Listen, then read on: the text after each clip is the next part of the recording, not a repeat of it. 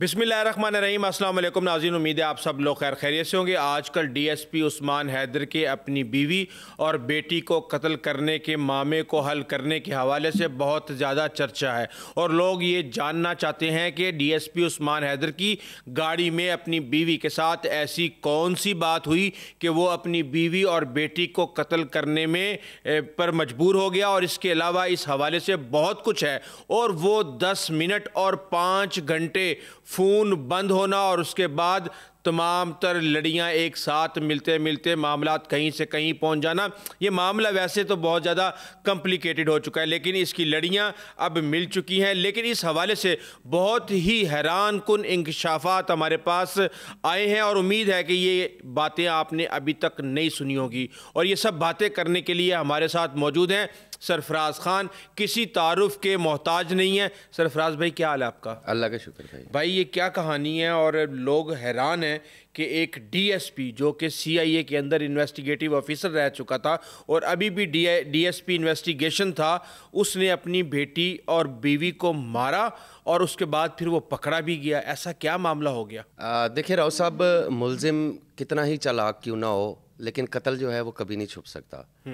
وقت لگ سکتا ہے، اس کے اوپر کچھ دیر کے لیے پردہ پڑ سکتا ہے، لیکن سچائی جو ہے وہ ایک نہ ایک دن ضرور سامنے آتی ہے۔ اور اس کیس میں بھی ہم نے یہی دیکھا کہ ڈی ایس پی عثمان حیدر گجر 2 ماہ تک جو ہے وہ لوگوں کے سامنے مظلوم بنا رہا، اور پھر جب تفتیش میں انکشاف ہوا تو اس نے خود اپنی بیوی اور بیٹی کو جو ہے وہ بے دردی کے ساتھ قتل کیا۔ اچھا، یہ معاملہ شروع ہوتا ہے 25 سپٹمبر کو۔ 25 سپٹمبر کو وہ اپنی بیوی اور بیٹی کو کھانا کھلانے کے لیے ریسٹورنٹ میں لے کے جاتا ہے، اور واپسی پہ کہا یہ جاتا ہے کہ اس کا فون 10:30 بجے سے لے کے 3:30 بجے تک 5 گھنٹے اس دن بند رہا۔ اب مجھے یہ بتائیں کہ گاڑی کے اندر ایسی کون سی بات ہوئی کہ وہ اپنی بیوی اور بیٹی کو مارنے پر مجبور ہو گیا، یا اس نے یہ پہلے ہی پلان بنایا ہوا تھا اور اس کے بعد پھر اس نے پہلے ان کو کھانا کھلایا اور پھر ان کو جو ہے گولیاں کھلائیں؟ دیکھیں، بڑا ہی اہم یہ سوال ہے، اور ہر کوئی جو ہے وہ اس سوال کا جواب جاننے کی کوشش کر رہا ہے، تو ہم نے بھی کچھ جو ہے وہ کوشش کی ہے۔ وہ ایک فکرہ جو اس کی بیوی کی جان لے گیا۔ ہاں بالکل، ایک فکرہ ہی جو ہے وہ اس کی بیوی کی جان لے گیا، کیونکہ تفتیش کے اندر ملزم نے یہ انکشاف کیا ہے کہ اس کا کسی قسم کا کوئی پلان نہیں تھا ان کو قتل کرنے کا۔ ٹھیک ہے، بڑے ہی ہنسی خوشی جو ہے وہ اپنی بیوی اور بیٹی کے ساتھ جو ہے وہ کھانا کھانے کے لیے ایک ریسٹورنٹ میں گیا۔ ریسٹورنٹ میں انہوں نے بڑے ہی اچھے طریقے سے وہاں پر کھانا کھایا۔ کھانا کھانے کے بعد وہ اپنی سرکاری گاڑی کے اندر جو ہے وہ باہر نکلا تو ایک دم سے وہی پرانا قصہ جو ہے اس کی بیگم کو یاد آ گیا، اور وہ قصہ ہے ایک پلاٹ کا، 10 مرلے کا پلاٹ، 10 مرلے کا ایک پلاٹ، بیٹی کو گھر بنا کے دے۔ ساتھ ہی اس نے جو ہے وہ اپنے شوہر کو یہ ٹونٹ کیا کہ دیکھیں، آپ نے تو مجھے 10 مرلے کا جو پلاٹ ہے جو میرے نام تھا، آپ نے بیچ کے اپنی دوسری بیگم کو کھلا دیا، تو اتنا عرصہ گزر گیا ہے، آپ مجھے پلاٹ نہیں لے کے دے سکے، اور اگر میں اپنی بیٹی کو صرف اور صرف 1 سال کے لیے کوٹھے پہ بٹھا دوں نا، تو میں اس طرح کے کئی پلاٹ جو ہے وہ خرید لوں گی۔ کتنی بڑی بات ہے کہ آپ ایک اپنے خاوند کو کہہ رہے ہیں کہ میں اپنی بیٹی کو اگر کوٹھے پہ بٹھا دوں تو یہ سب کچھ ہو جائے گا۔ یس، یہی بات کی ہے اس نے، اور تفتیش میں بھی اس چیز کا انکشاف جو ہے وہ ڈی ایس پی نے کیا ہے خود۔ پھر اس نے کہا کہ میرے سے یہ بات جو ہے وہ برداشت نہیں ہوئی کہ میری بیٹی کوٹھے کے اوپر بیٹھے گی اور پھر جو ہے وہ وہاں سے کمائی کر کے اس کی ماں جو ہے وہ ایک پلاٹ خریدے گی۔ کہتا ہے میرا دماغ گھوما اور میں نے پستول نکالا اور پہلے فرنٹ سیٹ کے اوپر بیٹھی ہوئی اپنی بیوی کو 2 گولیاں ماری، پھر اس کے بعد 2 گولیاں جو ہے وہ میں نے اپنی بیٹی کو مار لی، اور ان دونوں کو قتل کرنے کے بعد کہتا ہے میں گاڑی سے باہر آ گیا، مجھے کچھ نہیں تھی سمجھ آ رہی کہ یہ میرے سے کیا ہو گیا ہے۔ کہتا ہے میرے سے غصہ جو ہے وہ اس وقت برداشت ہی نہیں ہوا جب میں نے یہ بات سنی، میں اپنی گاڑی سے باہر آ گیا اور میں سوچنے لگ گیا کہ اب میں کیا کروں۔ تو کیونکہ وہ تھے تو وہ ڈی ایس پی اور انویسٹیگیشن کے ڈی ایس پی تھے، ایسے کیسز جو ہیں وہ ان کے سامنے، کیونکہ 1998 کے اندر یہ انسپیکٹر رہے ہیں اور 27 سال کی ان کی نوکری ہو گئی ہے، تو آپ خود دیکھیں کہ ان کے پاس اس طرح کے کتنے کیسز ان کے ہاتھ سے گزرے ہوں گے۔ اس نے کیا کیا، اس نے اپنی بیٹی کی جو لاش ہے وہ کاہنا میں پھینکی، وہ بھی غلطی کے ساتھ۔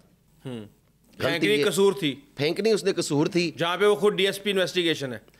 پھینکی وہاں پہ کہنا میں پھینک دی نا, وہاں پہ وہ خود ڈی ایس پی انویسٹیگیشن غلطی سے, لیکن اس نے پھینکنی وہ لاش جو ہے وہ قصور میں تھی. اپنی بیگم کی جو لاش ہے وہ اس نے فیروز والا میں پھینکی. اس کی وجہ یہ تھی کہ دونوں کالا شاہ کاکو کے پاس کھائی کے اندر, کیونکہ دونوں ضلعوں کی جو پولیس ہے وہ اپنے اپنے ضلعوں میں ہی تفتیش کرتی رہے گی, اور اس کا جو مقدمہ ہے وہ تو درج ہوا ہے لاہور میں. پھر کیا ہوتا ہے کہ دونوں کو ٹھکانے لگانے کے بعد وہ گھر واپس آتا ہے. گھر واپس آ کے جو ہے وہ اپنی گاڑی صاف کرتا ہے, گاڑی کو اچھے طریقے سے صاف کرنے کی کوشش کرتا ہے. پھر وہ گھر جاتا ہے اور جس کپڑے سے اس نے اپنی گاڑی صاف کی ہوتی ہے بیسن میں جو ہے وہ اس کو بھی دھوتا ہے. جب وہ اس کو دھو کے ساری چیزیں اپنی ساری تسلی کر کے کہ اب جو ہے وہ مجھے کوئی بھی جو ہے وہ نہیں پکڑ سکتا ہے, تو 4 اکتوبر کو جو ہے وہ اپنے سسرالیوں کے پاس جاتا ہے اور جا کے ان کو کہتا ہے کہ میری جو بیوی ہے اور بیٹی وہ آپ کی طرف تو نہیں آئے اچ شریف میں. تو انہوں نے کہا کہ نہیں, ہمارے پاس کیسے آ سکتے ہیں, یہ تو آپ لوگوں کے پاس ہے, اور آپ پھڈا بھی کیا, پھڈا بھی آپ لوگوں نے کیا, وہاں پہ پھڈا بھی ہو گیا. 15 کو سنا کال بھی کی, 15 کے اوپر کال بھی کی, کیونکہ وہاں کی جو پولیس ہے پھر وہ آئے تو انہوں نے کہا کہ یہ کیس جو ہے یہ لاہور کا ہے. ٹھیک ہے, وہ انہوں نے کہا کہ ہم بھی اس کو ڈھونڈنے کی کوشش کرتے ہیں. پھر یہ واپس آ گیا.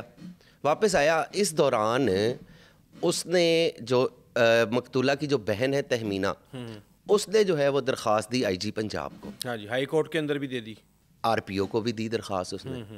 ٹھیک ہے, لیکن اس کی کوئی سنوائی نہیں ہوئی. وہ کہتی رہی کہ اس کو قتل کر دیا ہے عثمان نے, لیکن کوئی یہ بات جو ہے وہ ماننے کے لیے تیار ہی نہیں تھا. پولیس والے پیٹی بھائی کی جو ہے وہ بچانے کے لیے بالکل فرنٹ لائن کے اوپر جو ہے وہ کھڑے ہوئے تھے. کوئی بات یہ ماننے کے لیے تیار ہی نہیں تھا. پھر وہ چلی گئی کورٹ کا دروازہ کھٹکھٹایا کہ میرے ساتھ یہ سب کچھ ہو رہا ہے. تو پھر کورٹ کا جب دباؤ آیا, اس کے بعد اس کا جو ہے وہ مقدمہ درج ہوا. اس کیس کا جو مقدمہ ہے وہ ملزم کی مدیت میں 18 اکتوبر کو لاہور برکی میں درج ہوا, اور خود کروایا. تحقیقات شروع ہوئی, تفتیش شروع ہوئی. تو تفتیش میں جو ہے وہ سب سے پہلے جو چیز دیکھی جاتی ہے نا, وہ دیکھا جاتا ہے اس طرح کے کیسز میں سب سے پہلے لوگ جو ہے وہ سسرالیوں کی طرف. اچھا, کہ کہیں یہ ان کے پاس تو نہیں چلی گئی. انہوں نے ان کو بلایا. جب ان کو یہاں پہ بلایا, اس نے اپنا اثر و رسوخ استعمال کیا انویسٹیگیشن آفیسر کے اوپر. انویسٹیگیشن آفیسر نے شدید دباؤ میں لے کر آئے جو متاثرہ فیملی ہے تہمینہ کو, اور اس نے تہمینہ کو جو ہے وہ جان سے مارنے کی 18 گھنٹے اس کی دھمکیاں بھی دی کہ تو کیوں اس کیس کے پیچھے جو ہے وہ پڑی ہوئی ہے. تیری جو بہن ہے اور جو بھانجی ہے, ہمیں نہیں پتا وہ اس وقت کہاں پہ ہے, پتہ نہیں کہاں چلی گئی ہے, اور آپ ہیں کہ آپ درخواستوں پہ درخواستیں جو ہیں وہ دیے جا رہے ہیں. ٹھیک ہے, یہ معاملہ جو ہے وہ چلنا شروع ہو گیا. جب یہ معاملہ چلنا شروع ہوا, کیس نے ہائپ پکڑی, تو پھر D I G investigation Zeeshan Raza صاحب, وہ انتہائی قابل آفیسر ہیں. انہوں نے کہا کہ یار یہ مسئلہ جو ہے وہ اس طرح سے حل نہیں ہونا. انہوں نے لاہور کے انتہائی قابل S P investigation model town Ayaz صاحب کو جو ہے وہ اس کیس کی تفتیش دے دی. ایاز صاحب نے جو ہے وہ 2 دن کے اندر کیس ٹریس آؤٹ کیا, اور ملزم نے جو ہے وہ اپنا اقبال جرم بھی کر لیا. پہلے سی ڈی آر کی, اور سی ڈی آر کے اندر کہا جاتا ہے کہ جب 5 گھنٹے ان کا فون حاضر سروس ڈی ایس پی کا فون بند دیکھا تو وہیں پہ کان کھڑے ہو گئے کہ یہ 25 سپٹمبر کو کچھ نہ کچھ ہوا ہے. دیکھیں, اس نے تفتیش کا آغاز جو ہے وہ پھر دوبارہ سے کیا. ایک دفعہ جو تفتیش ہو رہی تھی برکی تھانے کے اندر, اس تفتیش کو رد کر دیا گیا. اسے بالکل ٹوکری میں پھینک دیا کہ یہ تفتیش جو ہے بالکل فضول قسم کی تفتیش ہے, کیونکہ اس میں ان کو پتہ لگ چکا تھا کہ انچارج انویسٹیگیشن جو ہے وہ اپروچ ہو چکا ہے. ٹھیک ہے, انہوں نے تفتیش دوبارہ شروع کی. تفتیش جب دوبارہ شروع کی تو سب سے پہلا پوائنٹ ان کو یہ ملا کہ جس رات یہ قتل ہوئے ہیں نا, اس رات ملزم عثمان حیدر گجر کا جو موبائل فون ہے وہ 5 گھنٹے تک جو ہے وہ 10:30 سے 3:30 بجے تک بند رہا ہے موبائل فون. جب انہوں نے سی ڈی آرز نکلوائیں, سی ڈی آر کے اندر یہ چیز جو ہے وہ واضح ہو گئی. ٹھیک ہے, اب پولیس جو ہے وہ 2 طرح سے تفتیش کرتی ہے راؤ صاحب. ایک تو یہ ہے کہ ملزم کو جو ہے وہ پہلے اریسٹ کیا جاتا ہے اور اس سے جو ہے وہ تحقیقات کی جاتی ہے, شواہد اکٹھے کیے جائیں. اور دوسری تفتیش یہ ہوتی ہے کہ پہلے جو ہے وہ شواہد اکٹھے کیے جاتے ہیں اور اس کے بعد جو ہے وہ ملزم سے تفتیش کی جاتی ہے. اس کیس کے اندر ڈاکٹر ایاز صاحب دوسرا رستہ اپنایا. انہوں نے پہلے شواہد اکٹھے کیا. پہلا پوائنٹ ان کے پاس آیا کہ یہ 25 ستمبر کی رات کو اس کا فون 5 گھنٹے کے لیے کیوں بند ہوا. اس کے بعد پھر گھر کا فرینزک کیا, وہاں سے ان کو جو ہے وہ خون کے نمونے مل گئے. اس کی گاڑی کا فرینزک کیا. گاڑی کا جب فرینزک کیا گیا تو اس کے کان کھڑے ہو گئے ملزم کے, چلو جی اب تو میں گیا. اس کو پتہ لگ گیا, اس نے جو ہے وہ اپنی عبوری ضمانت کروا لی. تاکہ اس کو جو ہے وہ اریسٹ نہ کیا جا سکے. اور گاڑی کی سیٹیں دھل چکی تھیں لیکن جو گاڑی کا فوم تھا سیٹوں کا نیچے اس میں خون جم چکا تھا کیونکہ گولیاں ماری تھی. ٹھیک ہے, وہ خون لازمی سی بات ہے, وہ گاڑی کے اندر گولیاں ماری گئی تھی اور کئی گھنٹے گاڑی کے اندر لاش بھی رہی. گاڑی کے اندر لاش بھی رہی, اور پہلے ایک لاہور کی ایک نکر کے اوپر لاش پھینکی گئی, پھر لاہور کی دوسری نکر کے اوپر جو ہے وہ لاش پھینکی گئی. اس دوران جو ہے وہ خون تو بہتا رہا نا. ٹھیک ہے, پھر یہ ان کو 2 نمونے جب ملے, پھر انہوں نے اس کا جو ہے وہ ڈی این اے کروایا. ڈی این اے کروانے کے بعد پھر ان کو اس چیز کی کنفرمیشن ہوئی کہ نہیں جی یہ دونوں جو خواتین مسنگ ہیں وہ قتل ہو چکی ہیں.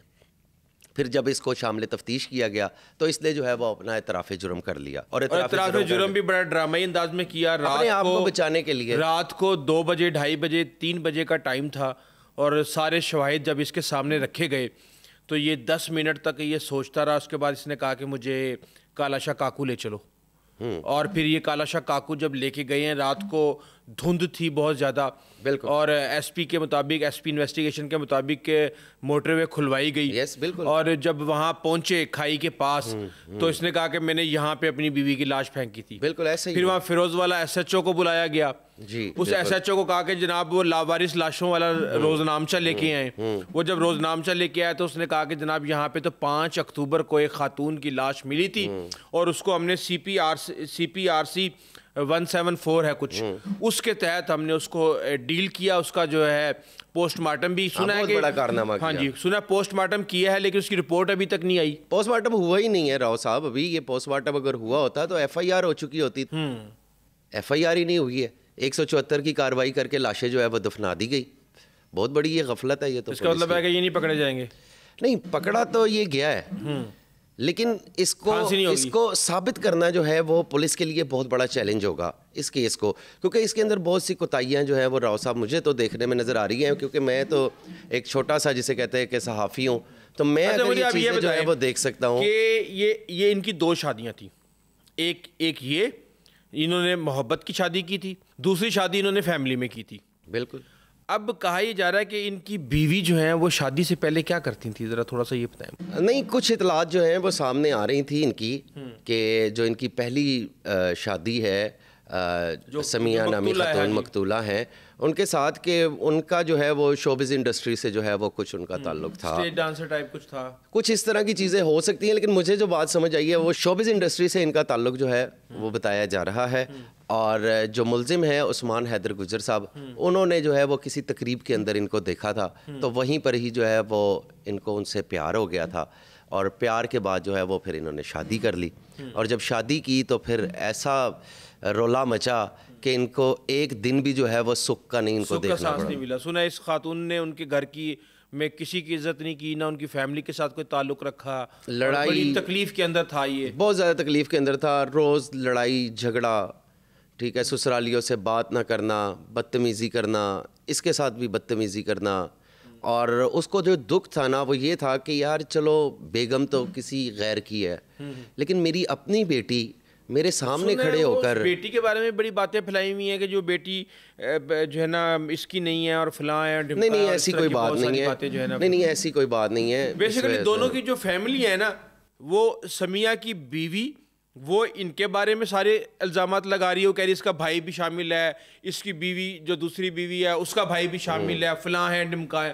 اور وہ لوگ جو ہے وہ اس کے اوپر الزام لگا رہے ہیں کہ اس کا یہ ہے, اس کا یہ ہے, اس کا یہ ہے, اس کا یہ ہے. دونوں ایک دوسرے کے اوپر. درمیان میں ڈی ایس پی عثمان حیدر نوکری سے بھی گیا, بیوی سے بھی گیا, بیٹی سے بھی گیا, اور ایک چیز اور بھی کچھ جو ہے بہت کچھ اس کو سہنا پڑا, بھی کر دیا گیا, معطل کر کے ختم کر دیا اس کو. اس میں ایک چیز اور بھی جو ہے وہ سامنے آ رہی ہے کہ کئی جادو ٹونے کا بھی کچھ معاملہ جو ہے وہ ان کا چل رہا تھا, کیونکہ جادو ٹونا جو ہے وہ ہنستا ہنساتا گھر جو ہے وہ برباد کر دیتا ہے. تو اس کیس کے اندر بھی یہ باتیں ہمیں سننے میں نظر آئی ہیں کہ اس کی جو پہلی بیگم تھی وہ اپنے شوہر کو یہی کہتی رہتی تھی کہ تمہارے اوپر جو ہے وہ کالا جادو ہو گیا, اور تمہاری دوسری بیگم نے تمہارے اوپر جو ہے وہ کالا جادو کروایا ہے. کہ کوئی بیوی یہ کہے اپنے خاوند کو کہ میں تیری اولاد کو, تیری بیٹی کو کوٹھے پہ بٹھا دوں گی, اس کے بعد کسی جادو کی ضرورت ہے؟ دیکھیں یہ چیز یعنی اس عورت کی زبان اس حد تک بے شک مقتولہ ہے, وہ اللہ تعالیٰ معاف کرے, لیکن کیا اس طرح کی لینگویج اور اس طرح کی زبان کوئی مرد برداشت کر سکتا ہے؟ دیکھیں یہ بات بے شک اس کی سزا یہ نہیں ہے کہ آپ اگلے بندے کو قتل کرتے ہیں، اس کو چاہیے تھا کہ اس کو بہت پہلے ہی فری کر دیتا، جو بھی یہ طریقہ کار ہوتا ہے ایک باعزت طریقے سے اس کو جو ہے نا سائڈ پہ ہو جاتا، وہ پھنسا بھی رہا اس کے اندر اور اس کے بعد پھر یہ انجام نکلا۔ لیکن راؤ صاحب اب یہ کون کنفرم کرے گا کہ یہ بات اس نے کی تھی؟ یہ تو ملزم کہہ رہا ہے نا، یہ بات آن ریکارڈ تو کہیں پہ نہیں ہے نا، تو اس کو کیسے ثابت کریں گے کہ اس نے یہ بات کی تھی؟ یہ تو ملزم کہہ رہا ہے، ملزم کی جو سٹیٹمنٹ ہے وہ پولیس کسٹڈی کے اندر 0 ہے۔ ڈاکٹر وردہ کے قتل والی جو وہ دیکھ لیں، رضا اس کا خامند ندیم ملزم، انہوں نے جا کے کہہ دیا جی ہم نے تو قتل ہی نہیں کیا، قتل کیا شمریز نے جس کو پولیس مقابلے میں اڑا دیا گیا ہے، اور ساتھ میں وہ شوکت جو کہ ندیم کا خود بھتیجا ہے اس نے قتل کیا ہے۔ راؤ صاحب مجھے نا آپ کا ایک جملہ بڑا اچھا لگا، اس کے ہاں جی جو آپ کہتے ہیں نا کہ پولیس تو پھر پاکستان کی ہے نا، تو پھر پاکستان کی جب پولیس ہے تو پھر چاہے لاہور ہو، چاہے کوہاٹ ہو، چاہے بلوچستان ہو، چاہے کراچی ہو، چاہے ایبٹ آباد ہو، ٹھیک ہے، تفتیش تو پھر ان کی ویسی ہی ہونی ہے۔ مجھے آپ یہ بتائیں کہ کیا اس کو سزا ہو جائے گی؟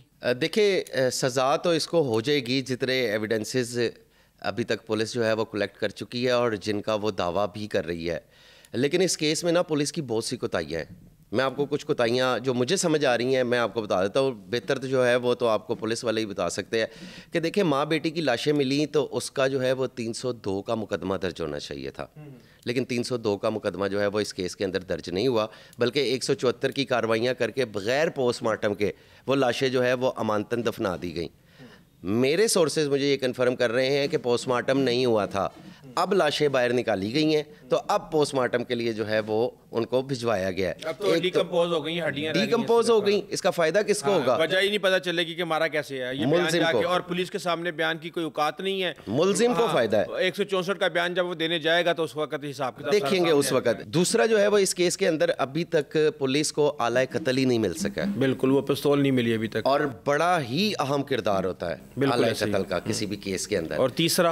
اور اس میں تیسرا کیس جو ہے وہ یہ ہے کہ اس کی اب نئی FIR نہیں درج ہو سکتی ہے، پرانی FIR کی گول مول کرنا ملی ہے ہمیں 27 ستمبر کو، دوسری ہمیں ملی ہے 5 اکتوبر کو، مقدمہ ہو رہا ہے 18 اکتوبر کو، تو اس تفتیش کو مکمل کر کے پھر اس کا چلان پیش کرنا بڑا ہی مشکل کام ہے، اور اگر یہ 311 کا مقدمہ دیتے ہیں، ٹھیک ہے، 311 کی دفعات کے تحت مقدمہ دیتے ہیں جس کو ہم آنر کلنگ کا نام دیتے ہیں، تو آنر کلنگ میں بھی یہ ثابت کرنا پولیس کے لیے جو ہے وہ بہت زیادہ مشکل ہو جائے گا۔ اور جو خون کے نمونے ہیں، خون کے نمونے جو مقتولین DNA نہیں ملنا، ان کے ساتھ DNA ان کا کیسے ملے گا؟ وہ فارم کے اندر سے نکالیں گے، فارم کے اندر سے تو مشکل ہو جائے گا کیونکہ DNA خون کا لیا جاتا ہے، یا کسی بیٹی کا تو باپ سے DNA مل سکتا ہے، بیٹی کا تو باپ سے مل جائے گا، اور جو مقتولہ جو سمیہ ہے اس کی ماں سے مل جائے گا، ماں سے مل جائے گا۔ لیکن مجھے یہ چیز نہیں سمجھ آئی کہ ایک رات پہلے اس نے اعتراف کیا اور اگلے ہی دن پولیس نے اس کی پریس کانفرنس کر دی اور اس میں انہوں نے کہہ دیا کہ ہم نے DNA بھی کروا لیا ہے۔ کیا 12 گھنٹے کے اندر جو ہے وہ DNA کی رپورٹ ان کو موصول ہو گئی؟ بہت شکریہ سرفراز خان۔ تو ناظرین یہ صورتحال ہے، ہر روز کوئی نہ کوئی ایسی کرائم کی سٹوری آتی ہے جو کہ پوری معاشرے کو ہلا کے رکھ دیتی ہے، اور ہم صرف یہی کہہ سکتے ہیں کہ ہمیں ایک عدم برداشت کا شکار ہے پوری کی پوری سوسائٹی، اور ہمیں میرے خیال سے اس چیز کا خیال رکھنا چاہیے کہ کبھی بھی انسان کسی بھی وقت کچھ ایسی حرکت کر سکتا ہے جس سے نہ صرف اس کی اپنی زندگی بلکہ اس کے ارد گرد تمام لوگوں کی زندگی بھی بڑے برے طریقے سے ڈسٹرب ہو جاتی ہے، کیونکہ مرتا صرف مرنے والا نہیں، اس کو مارنے والا بھی مر جاتا ہے، یہ ایک حقیقت ہے۔ ابھی تک کے لیے اتنا ہی، آئندہ تک اجازت دیجیے، اللہ حافظ۔